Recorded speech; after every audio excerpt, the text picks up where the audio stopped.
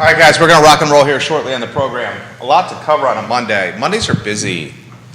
Mondays are very busy. Often one of my favorite news days of the week, Mondays, because of the news that gets stockpiled over the weekend. So we'll talk about it today, Judah Wickhauer and myself, the Monday edition of the program. We have a lot of restaurant closings that we're going to cover today, and one restaurant sale that we're going to cover today, a restaurant opening we're going to cover today. We'll talk about another reporter leaving the Daily Progress as well. So a lot we're going to cover on the Monday edition of the show. Myself and Judah Wickhauer. Judah Wickhauer, hello. Good to see you. Scott Aaronworth.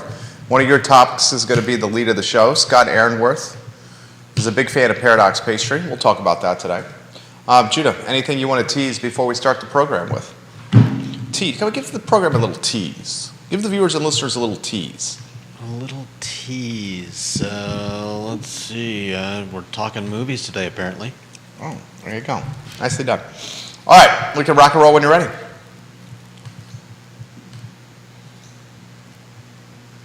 Quiet on the set.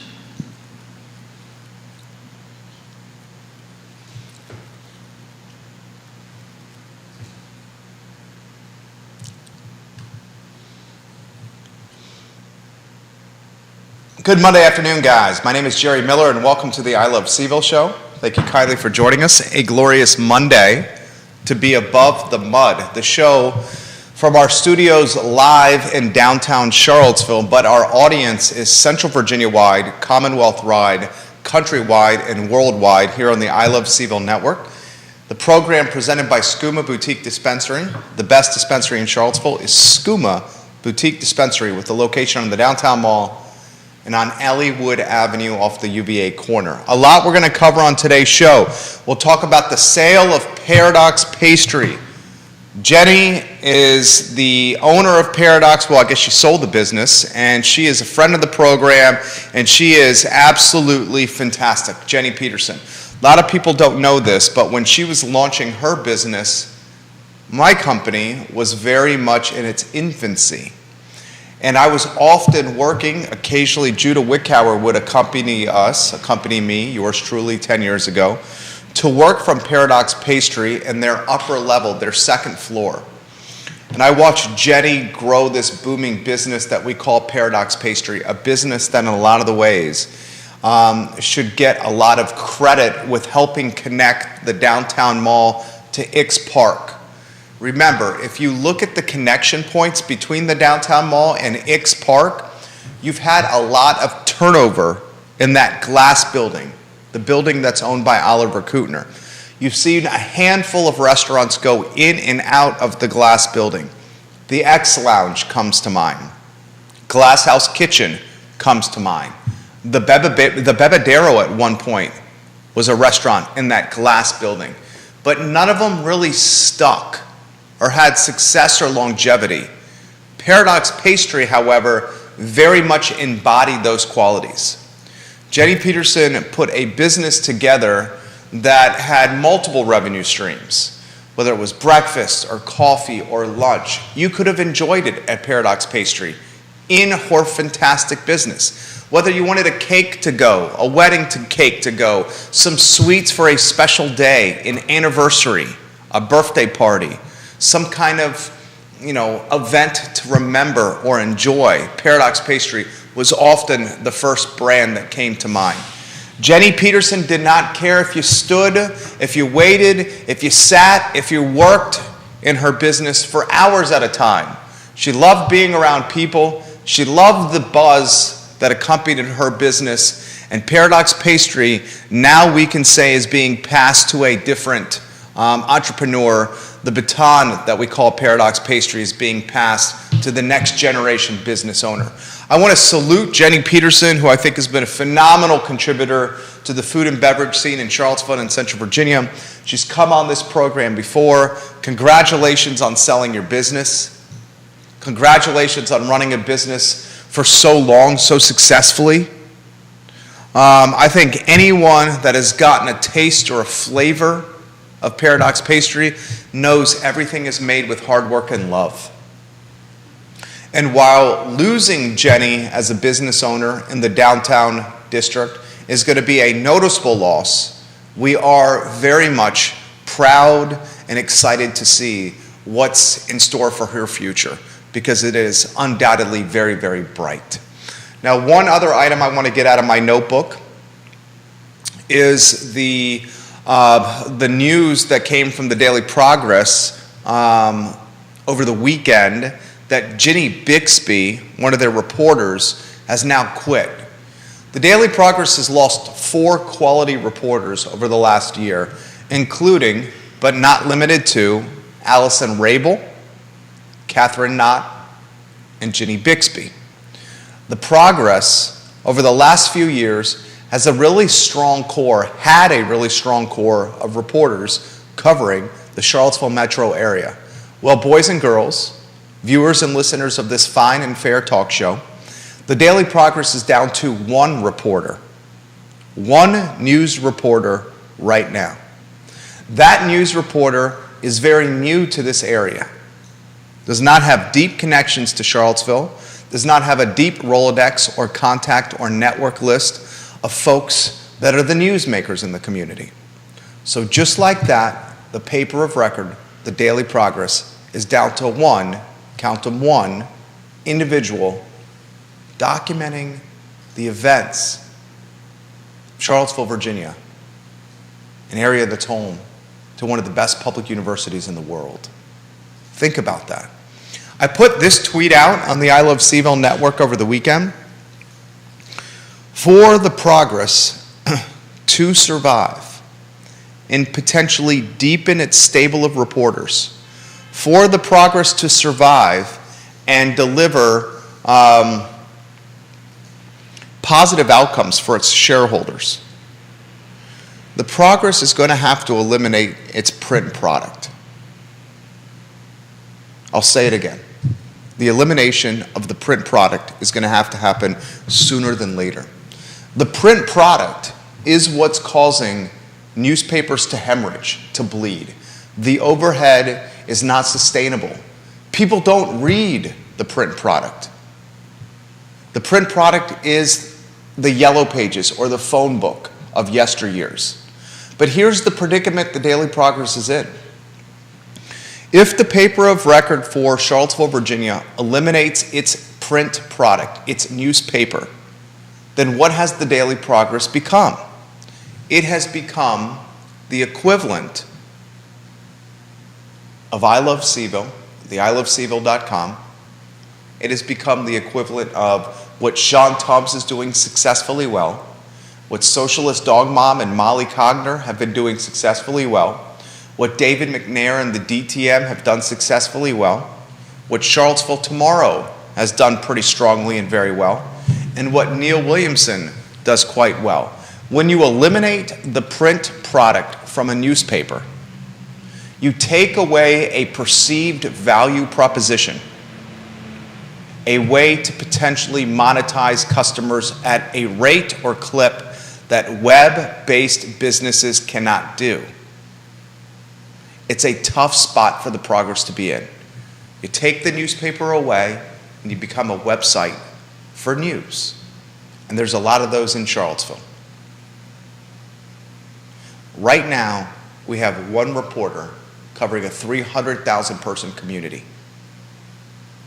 for the paper of record. I think all of us watching this program understand that that's not sustainable. All right, let's go to the 2 shop. We'll welcome J-Dubs to the mix. Carol Thorpe, Queen of Jack Jewett, welcome to the show. First, we'll talk Paradox Pastry. Remember, Judah, you and I 10 years ago, growing this business, working at a Paradox Pastry?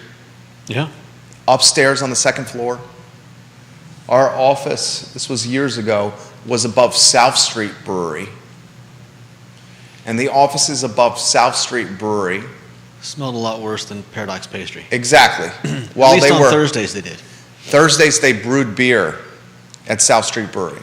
And while Judah and I have an affinity for cold beer, what you don't realize, when you're working above a brewery, the process of brewing the beer is very different in taste and smell and experience and quality of life than the process of drinking said beer. No doubt. So oftentimes, while working above South Street Brewery, while we were struggling to make ends meet, we said, let's get the hell out of here and let's go to Paradox Pastry. The aromas, Judah, were quite different at Paradox. Oh, yeah. The sweet is not so, I don't know what I think it's the malt. It's just got a cloying sweetness that... It's intrusive, it is unapproachable, Yeah. and it's not something you want to smell all day. No. So we'd go to Paradox, we sit there and we would wait and we would work and we would spend hours working on our clients and helping them grow and build their brands. And Jenny was bustling below us, grinding and building her business. And never once did she say to us, it's time for you guys to go. I want to highlight this, the importance of Paradox Pastry in connecting the downtown mall to Ix Park. Many businesses have tried. The X Lounge had perhaps the second best run at this. But what happened with the X Lounge, it eventually became a den of trouble, of fights, of arguments, of drugs, of police showing up on a regular basis. So while the X Lounge tried to be that catalyst that connected downtown to Ix Park, it did not maintain the longevity or consistency to do that. Paradox Pastry in a lot of ways did. Getting folks to walk from the downtown mall to Ix Park is a challenge. It's 3 to 4 blocks, maybe 5 blocks. A lot of people don't want to do that. So when you have stops in between, like Paradox Pastry, like South Street, to help you get to Brazos Tacos or Three Notched, you utilize them. I mean, hell, Wild Wolf Brewing Company, Mary and Danny Wolf tried to open in the Glass House and to do a satellite tap room. That did not materialize or have success. Yep. So we should highlight how Paradox really became a connector of two thriving shopping and dining and experiential districts, Ix and downtown. Topics I want to cover for you and throw your way. Inca Grill is now open in Fifth Street Station, the Peruvian restaurant that first originated in Roanoke. This is their third location. They have Roanoke, they have the UVA corner, and now they have Fifth Street, Inca Grill, the Peruvian restaurant. My question for you is, the Yard, that little area where the restaurants are housed in Fifth Street Station, what's your take on the Yard from a potential success, longevity, and awareness standpoint in Fifth Street? Seems to be an afterthought a little bit, the Yard. Yeah, well, when you put it in the far corner of Fifth Street Station, and yeah, it's got some interesting little features. It's basically a tiny little courtyard. I don't know, I just feel like it could have been more well thought out. When it's sunny out, it's blazing on those seats. When it's cold out, I mean, who would want to sit outside? I just feel like, it could use heaters, it could use some type of cover for the sun, and did the restaurants ever really materialize around it? I mean, you have Extreme Pizza. Extreme Pizza's been the restaurant that's the longest in the Yard in Fifth Street Station. Yeah. Father and son team, former client of VMV Brands and I Love Seville. We love them. We respect them. That family made their money owning and operating gas stations in the outer counties, most noticeably one of them in Buckingham.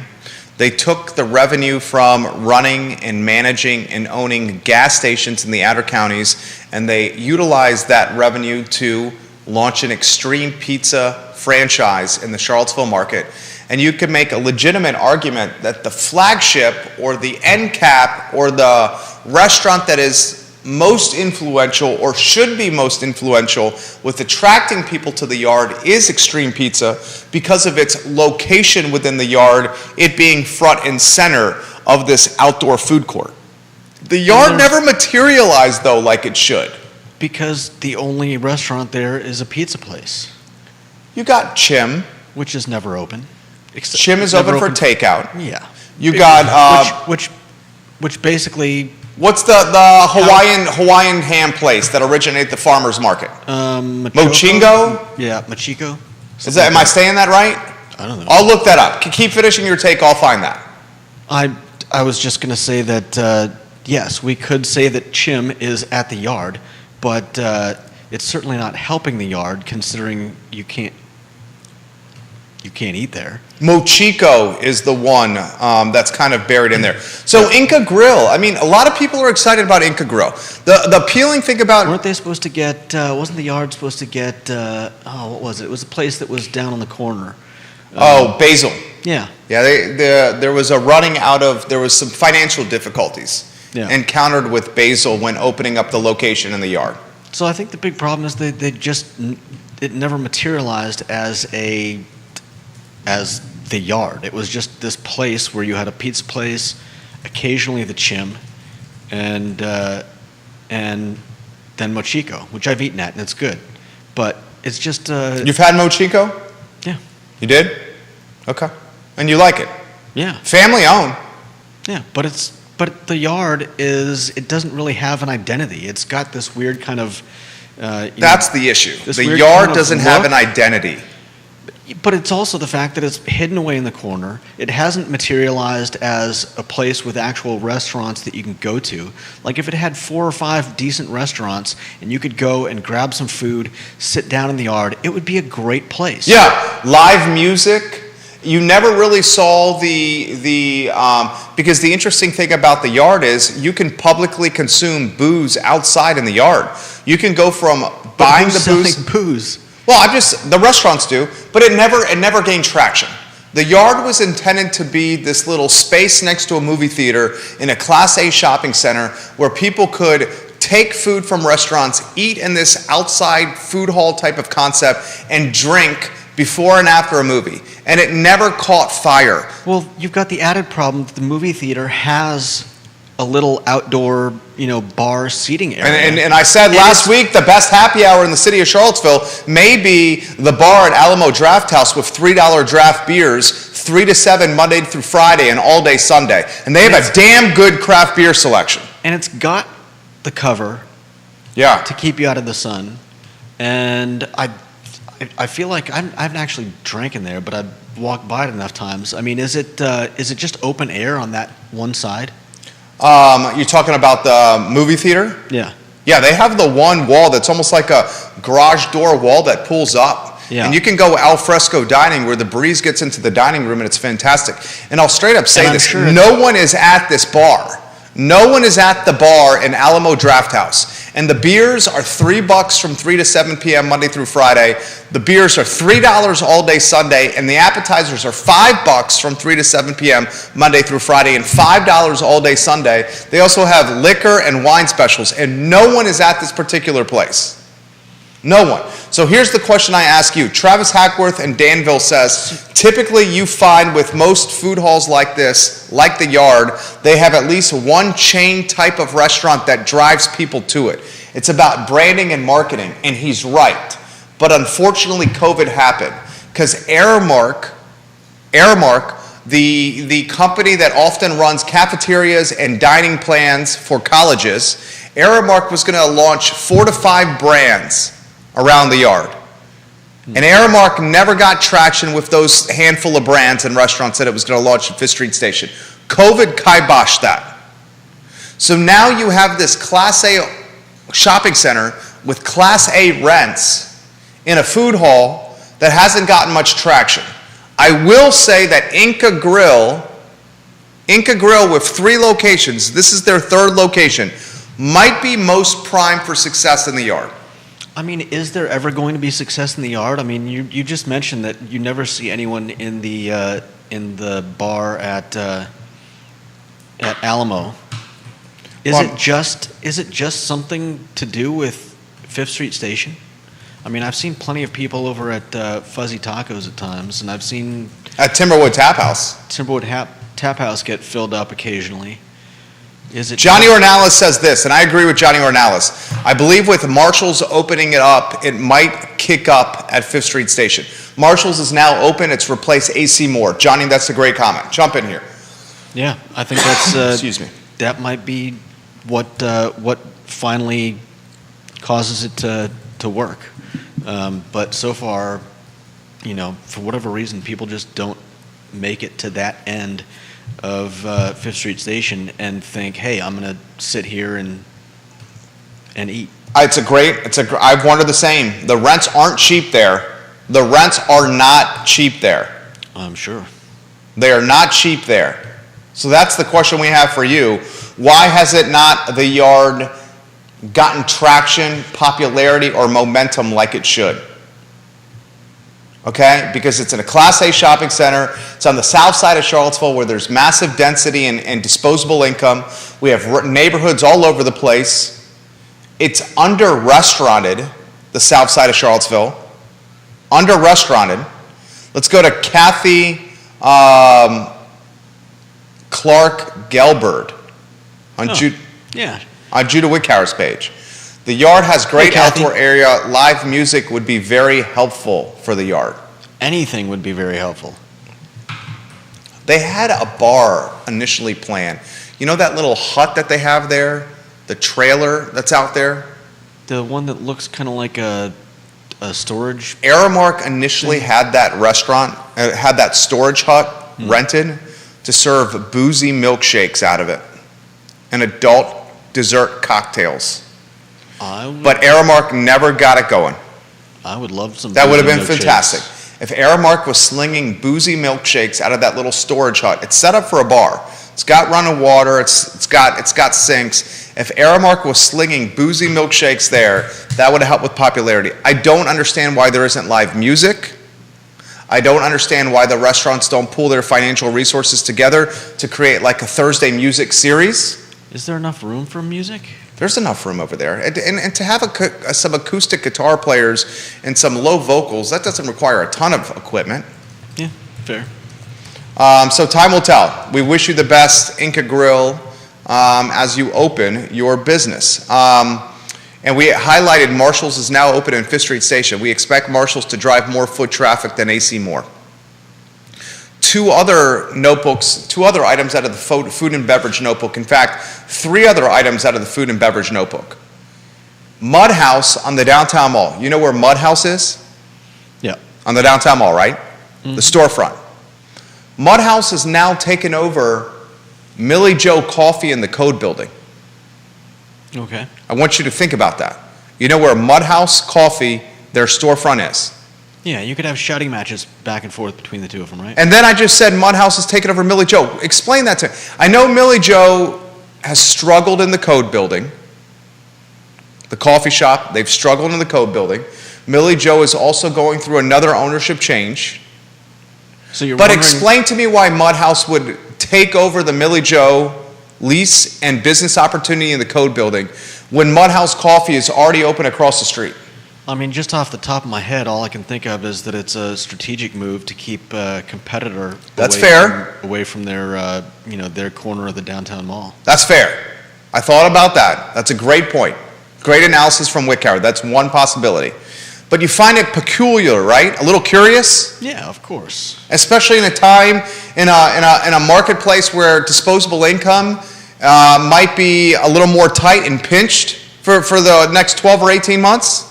Maybe they saw a decline in sales when Millie Joe opened up Perhaps. the building and just said, "Look, we took a look at the cost of doing business there, and it's cheaper to get a spot in there than it is to have to worry about a competitor." Perhaps. Another good take from Wickhauer right there. Another good take. I just found it a little curious, and I'll leave it at that. Yeah. The Mud House on the downtown mall, where it's been for years, if not decades, now has a new competitor on the downtown mall, and the Mud House's new competitor is the Mud House in the Code Building, across the mall from the original Mud House. Mm. Found it a little curious. Johnny Ornalis says the Yard has not gotten together to make events happen. Inca Grill is planning on making these events happen. Now, the yard could have different potential if there's a ringleader, like perhaps Inca Grill, like J.O. is saying, leading the charge and saying, every day we're going to have an event. Or Thursday, Friday, Saturday, we're going to have some kind of face painting, balloon making, live music, finger foods on the patio, first Thursdays, whatever the hell you want to call it, sunset music series, meet and greet, cocktail of the day by each of the restaurants for specials that you can enjoy outside. Maybe then it gets some success and gains some momentum. Up until this point, it has underachieved. And that's me being fair. Yeah. Is anything that happens in the yard basically just have to be put on by the... Yes. Not the shopping center. We learned that It seems from... like a major failure to Correct. to deliver, because The shopping center needs to create brand and reason for people to come to the shopping center. not only that, but with Inca Grill coming in, I mean, are they going to be is all the costs going to come out of pocket from them? Yeah. So that means that they're basically advertising or producing for all the other restaurants. Exactly. Which doesn't seem like an equitable solution to what the yard is. And that's why business is difficult. Judah just outlined it right there. But no different than if a restaurant opened on the downtown mall. You're not going to have the downtown mall hooting and hollering about a new business opening. Where it is different is potentially the Shops of Stonefield.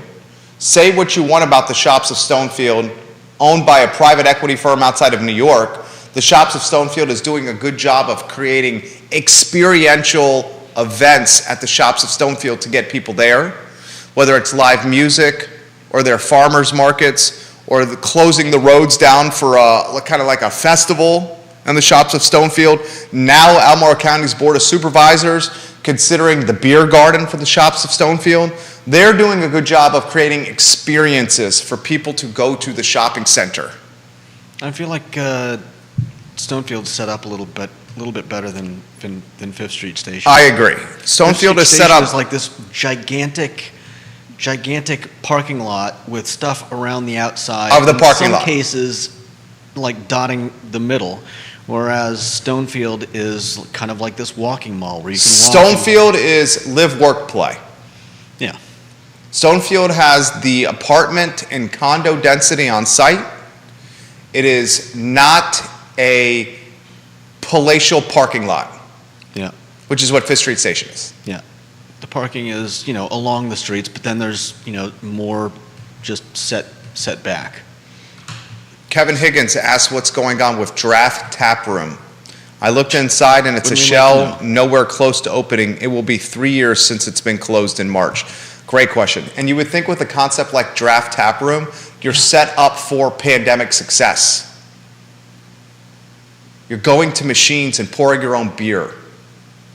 You're not having extra hands touch your glass. You're not having to interact with staff. You would think the automated draft beer pouring concept of Draft Tap Room would have had momentum like pizza delivery did during the pandemic. 3 years in March for what was arguably the only sports bar in the downtown mall, Draft Tap Room, still closed. Great question, Kevin Higgins. Yeah. It's a damn shame, too. You liked it?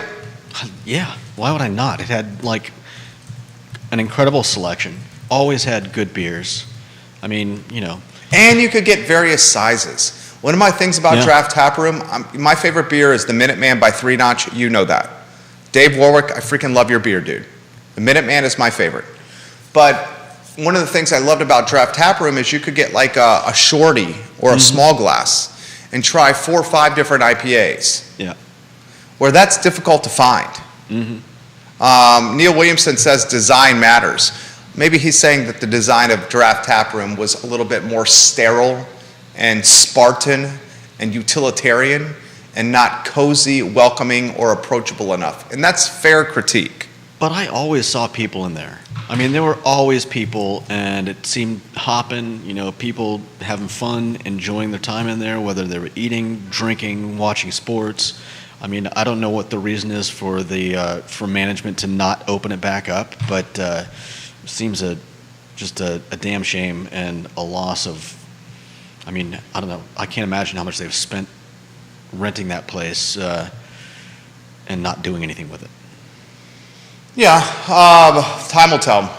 You would think a concept like that would make sense. Yeah. Especially one so focused on sports. Because where are you going to watch sports downtown? Citizen? Where do you watch sports downtown? I don't, but I'm sure. Well, if some someone people do. wanted to watch sports downtown, where would they do it? Citizen? Yeah. The Omni Hotel Bar? Well, I guess. I mean, Jack Brown's has a tiny TV. Where do you watch sports on the downtown mall? It's odd to me. It's another curious thing. And more closing news, unfortunately. Greenhouse Coffee in Crozet is now closing. Greenhouse Coffee in Crozet is closing. The owners of Greenhouse Coffee are going to try to pass the business on to an employee. And the employee, her name is Valley, is going to take over the restaurant. So Greenhouse closed in Crozet. Millie Joe's closed in the Code Building. Paradox Pastry has sold. Oh, the Brick Oven is permanently closed in Rio Hill. The Pizza Parlor, where Dino of Dino's Pizza and Dairy Market, Dino used to own the Brick Oven. He gained so much experience for running a pizzeria from the Brick Oven. You're starting to see the collateral damage of cost of goods, inflation, labor shortage, still in the shadows of COVID, really wear down people. Brick Oven closed. Millie Joe's closed. Paradox Pastry sold. Greenhouse Coffee closing. I mean, it's starting. It's starting, guys. All right, one other item out of the notebook, and this is a good one. We'll give some love to the Clifton. One of the fantastic partners of this program is the Clifton in Keswick. If you haven't been to their restaurant, you're missing just a fantastic dining experience. And we're very excited to launch a summer and fall concert series on Thursday nights at the Clifton. Marie and Coda of Chamomile and Whiskey will launch the summer and fall music series at the Clifton. We're also excited to potentially to give you the details this week of a new talk show launching on the I Love CVille network as well. But before we get to that, Top Gun Maverick, Tom Cruise, Top Gun Maverick, is now the 7th top grossing movie of all time. It just passed Titanic. That's crazy. Yeah. Top Gun Maverick is number 7. Here's the top 10. The Avengers, Jurassic World, Titanic, number 8, Top Gun Maverick, number 7, Avengers Infinity War, number 6, Black Panther, number 5, Avatar, number 4, Spider-Man, number 3, Avengers, number 2. Good God, the Avengers printed money, man. The Avengers have 3 spots in the top 10. Yeah. Top grossing movies of all time. Let's put in perspective what the Avengers did. In 2019, Avengers Endgame grossed $858 million. Okay? The Avengers in 2018, number 6, $678 million. Then the Avengers did $623 million, and they're in 2012 in the 10th slot. So the Avengers altogether, quick math, call it $2.5 billion in gross revenues over 3 movies. That's a movie franchise. Top Gun now number 7, eclipsing the Titanic. Mm-hmm. Wow. Philip Dow, I know you're a fan of Baked on the James in Scottsville. I got your email. I appreciate you letting me know about that, Philip Dow. I will look into Baked on the James in Scottsville, so I promise. All right, that is the show. Judah Whitcower, anything you want to add? I mean, if that's the show, that's the show. I think with Maverick, they just caught a much needed wave of people looking to recapture, something they really enjoyed from their youth. There you go. Nice job, Judah. Good work. That's the show. Thank you for joining us. Thank you to SCUMA, thank you to the Clifton, thank you to ISC, IMBS, Medical Billing Services, for being a part of this program. Animal Connection, thank you for being a part of the show. We love you guys at X Park. We're fortunate to have many, many partners of the I Love CVille network that keep all our content on air. We've been self-employed for almost 15 years now. From being a staff writer and a TV broadcaster at the Daily Progress and NBC 29 15 years ago, to telling my family and my friends that I'm quitting my jobs and starting a company that will be centered around brand management and the monetization of content. They said, "You are freaking crazy, Jerry.